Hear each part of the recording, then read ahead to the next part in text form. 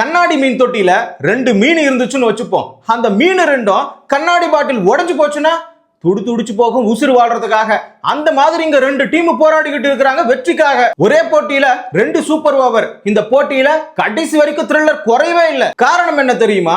இந்த 2 டீமுமே அடுத்த சுற்றுக்கு முன்னேறணும்னா இவங்க 2 பேர்ல யாரோ ஒருத்தர் ஜெயிச்சே ஆகணும் இந்த போட்டியில. ஆனா ஆப்கானிஸ்தான் தோல்வி அடைஞ்சு 99% அடுத்த சுற்றுக்கான வாய்ப்பை இழந்திருக்கிறாங்க.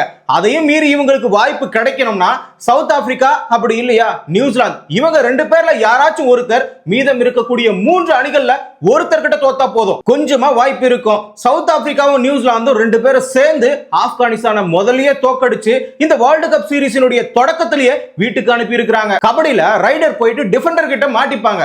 மாட்டிக்கிட்ட உடனே துடிப்பாங்க, எப்படியாச்சும் பட்டையை தொட்டே ஆகணும், அதாவது மாட்டிக்காத மாதிரி துடிப்பாங்க. அந்த மாதிரி இந்த போட்டியில ஆப்கானிஸ்தான் வெற்றிக்காக துடிச்சுக்கிட்டு இருக்காங்க. உண்மையை சொல்லணும்னா ஈஸியா ஜெயிக்கிற மாதிரி ஒரு வழிமுறை யாருக்கு கிடைச்சது? ஆப்கானிஸ்தானுக்கு கிடைச்சது.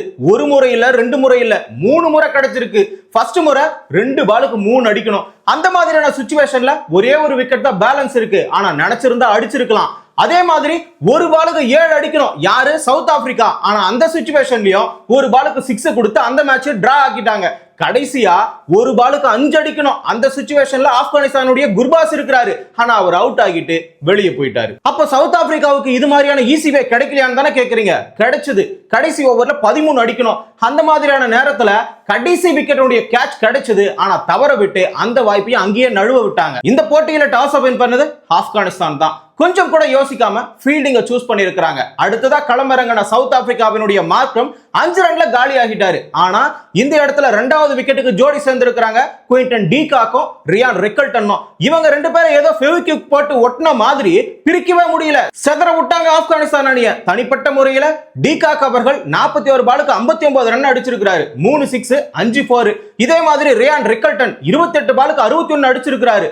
இவரு 4 6 5 4 அடிச்சிருக்காரு. இவங்க 2 பேரால பாம்பு விளையாட்டுல டைஸ உருட்டி ஏணிப்படி ஏறுவோம் பாருங்க, அந்த மாதிரி ரன் கிடுகிடுன்னு ஏறிச்சு சவுத் ஆப்பிரிக்காவுக்கு. மிடில் ஆர்டர்ல பிரேவிஸ் 23 ரன் அடிச்சாரு.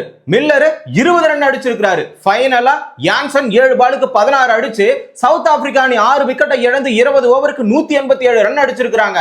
இதன் மூலமாக ஆப்கானிஸ்தானுக்கு 188 என்ற டார்கெட்டை கொடுத்திருக்காங்க. அடுத்ததா களமிறங்கின ஆப்கானிஸ்தானுடைய பேட்ஸ்மேன்கள் சீட்டு கட்டு சரிகிற மாதிரி விக்கெட்டை சரிச்சுக்கிட்டு போறாங்க. இப்ராஹிம், குலாப்தீன் நைப், செதிகுல்லா அட்டாக், டக்கு டக்குன்னு 3 பேர் காலி. ரசல் 15 ரன்ல காலி. புயலே அடிச்சாலும் கவர்மெண்ட் கட்டி தர குருபாஸ் வீடு தான் ஸ்ட்ராங்கா இருக்குன்ற மாதிரி எவ்வளவு விக்கெட் விழுந்தாலும் பரவாயில்லப்பா, ஒத்தால நான் சமாளிக்கிறேன்னு சொல்லிட்டு கிட்டத்தட்ட 42 பால்ல 84 அடிச்சு 7 6 பறக்க விட்டு சவுத் ஆப்பிரிக்கா பிளேயர்கள் அத்தனை பேருக்குமே வயிற்றுல புளிய கரைச்சாரு. ஆனா என்ன மேட்ச் என்ன ஸ்கோர்னே தெரியாம ஒருத்த சண்டைக்கு வருவான் பாத்தீங்களா நடுவுல, அந்த மாதிரி இவர் அடிச்ச ஷாட் ஒண்ணு, போன ஷாட் ஒண்ணு. குளத்துல ஒருத்தன் குளிச்சுக்கிட்டு இருந்தான்னு வச்சுங்க, மேல இருந்து ஒரு சிலர்லாம் கல்லு தூக்கி போடுவாங்க. அந்த மாதிரி விடாம நாங்க அடிப்போம்டா அப்படின்னு சொல்லிட்டு அஸ்மதுல்லா ஹோமர்சாய் 17 பாலுக்கு 22 அடிச்சாரு. ரஷித் கான் 12 பாலுக்கு 20 ரன் அடிச்சாரு. கடைசியா 6 பாலுக்கு 13 ரன் தேவை. ஆனா சவுத் ஆப்பிரிக்கா ஜெயிக்கணும்னா ஒரே ஒரு விக்கெட் தேவை. ஏன்னா 9 விக்கெட் விழுந்தாச்சு. இதுக்கு மேல என்ன, ரபாடா கிட்ட பந்து கொடுக்குறாங்க. ரபாடா வந்து வீசுறாரு. கடைசியா எல்லா ரன்னும் போயிடுச்சு. 3 பாலுக்கு 2 அடிக்கணும். 100 அவர்களும் அடிக்க தான் ட்ரை பண்ணாரு. ஒரு ரன் ஓடிட்டாங்க. 2வது ரன் ஓடும்போது அவுட் ஆகி 187க்கு 187 அடிச்சு இந்த இடத்துல மேட்ச் டிரா பண்ணிட்டாங்க. அடுத்ததா என்ன, சூப்பர் ஓவர் தான். அஸ்மதுல்லா ஹோமர்சாய் ஃபர்ஸ்ட் பால் 6, 2வது பால் 4, 5வது பால் 4, மொத்தமா 17 ரன் வந்துருச்சு. 18 அடிச்சா சவுத் ஆப்பிரிக்கா வெற்றி. ஆனா களத்துல இறங்கி அடிக்காத மாதிரியே வந்து கடைசியில ஒரு பாலுக்கு 7 அடிக்கணும். அந்த மாதிரியான சிச்சுவேஷன்ல வேற மாதிரி ஸ்லோயர் பாலோ எந்த பாலோ போட்டிருந்தா கூட எந்த ஒரு பேட்ஸ்மேன் இருந்தாலும் தடுமாறி இருப்பாங்க. ஆனா இந்த இடத்துல ஒரு பாலுக்கு 7 அடிக்கணும்ன்ற சிச்சுவேஷன்ல ஸ்டப்ஸ் அவர்கள் தூக்கி 6 அடிச்சாரு. உடனே 6 வந்துருச்சு. இதுவும் டிரா ஆகி போச்சு. அடுத்துதான் மறுபடியும் சூப்பர் ஓவர். ஆனா இந்த முறை பேட்டிங் போனது சவுத் ஆப்பிரிக்கா. ஸ்டப்ஸ் தான் கடமைக்கு 1 ராக்கெட்டும், மில்லர் தான் கடமைக்கு 2 ராக்கெட்னு சொல்லிட்டு மொத்தமா 23 ரன் அடிச்சு டார்கெட்டா 24 கொடுத்தாங்க ஆப்கானிஸ்தானுக்கு. அயர்லாந்துல 41 வயசுல ஒட்டுமொத்த டீமையுமே நகர்த்திட்டு போறாரு ஒரு மனுஷன். ஆனா ஆப்கானிஸ்தான்ல 40 வயசுல நபி அவர்கள் என்ன பண்ணாரு தெரியுமா? 150வது மேட்ச் கண்டிப்பா சிறப்பா ஏதோ பண்ண போறாரு சம்பவம் நினைச்சா மனுஷன் 2 பாலுக்கு 0 ரன் ஆடி டக் அவுட் ஆயிட்டு வெளியே போறாரு. யாரா அந்த பையன்? நான் தான் அந்த பையன்ற மாதிரி குடுகுடுன்னு ஓடி வந்த குர்பாஸ் 3 6, அதாவது ஹாட்ரிக் 6 அடிக்கிறாரு. ஒரு பாலுக்கு 6 ரன் தேவைங்க.